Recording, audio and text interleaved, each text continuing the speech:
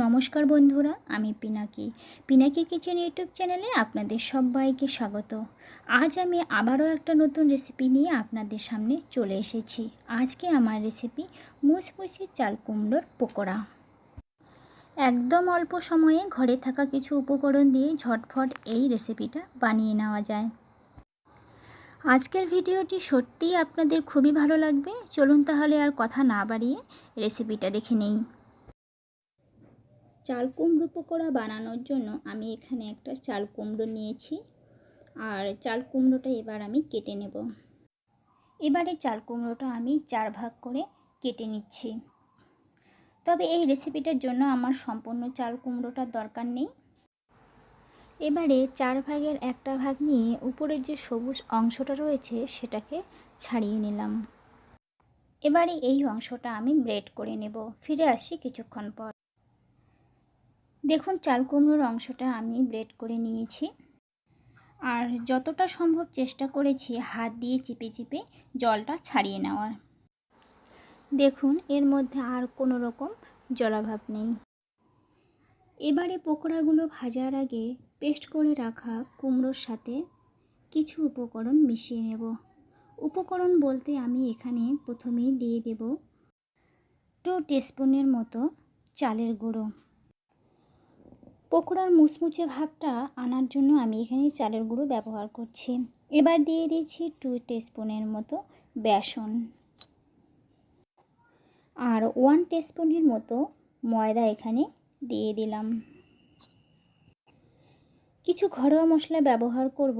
ঘরোয়া মশলা বলতে আমি এখানে দিয়ে দিলাম স্বাদ মতো লবণ, পরিমাণ মতো হলুদ গুঁড়ো, সামান্য চিলি পাউডার, 1/2 টিস্পুনের মতো জিরে গুঁড়ো দিয়ে দিলাম, 1/2 টিস্পুনের মতো গরম মশলা গুঁড়ো দিয়ে দিলাম, ঝালের জন্য 1/2 টিস্পুন গোলমরিচ গুঁড়ো, ফ্লেভারটা ভালো আসার জন্য 1/2 টিস্পুন কালো জিরে দিয়ে দিলাম, সামান্য চপ করে রাখা পেঁয়াজ আর কাঁচা লঙ্কা এখানে দিয়ে দিচ্ছি, আর হাতের কাছে যেহেতু ধনেপাতা আছে সেটাও এখানে চপ করে দিয়ে দিলাম।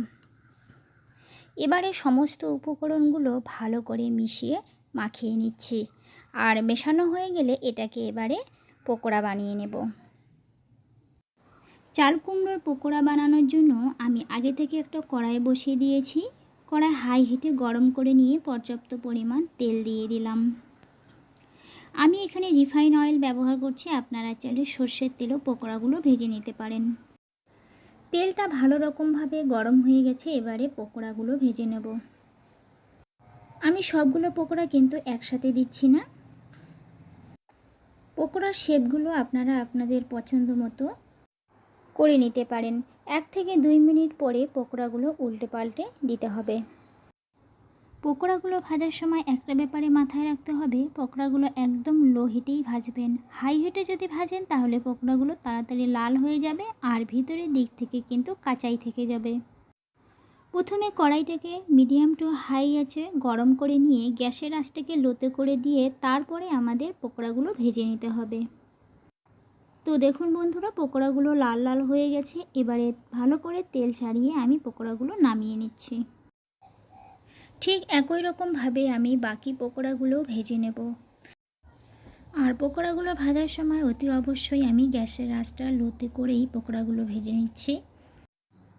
আমার সব পকোড়া ভাজা হয়ে গেলে একই পাত্রে আমি নামিয়ে নিচ্ছি।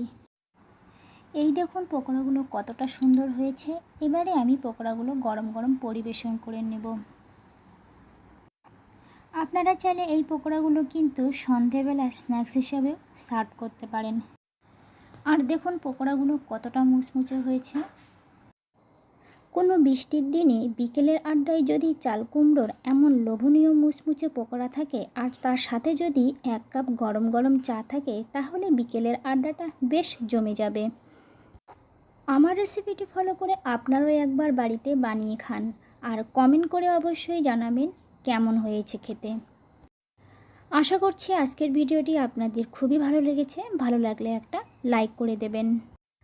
আমার চ্যানেলে নতুন বন্ধু হয়ে থাকলে চ্যানেলটি সাবস্ক্রাইব করার অনুরোধ রইল, আর পাশে থাকা বেল আইকনে অবশ্যই প্রেস করে দেবেন, কারণ আমি চ্যানেলে যখনই কোনো ভিডিও দেব তাহলে খুব তাড়াতাড়ি আপনাদের কাছে পৌঁছে যাবে। আজ তাহলে এ পর্যন্তই। সকলে ভালো থাকবেন, সুস্থ থাকবেন।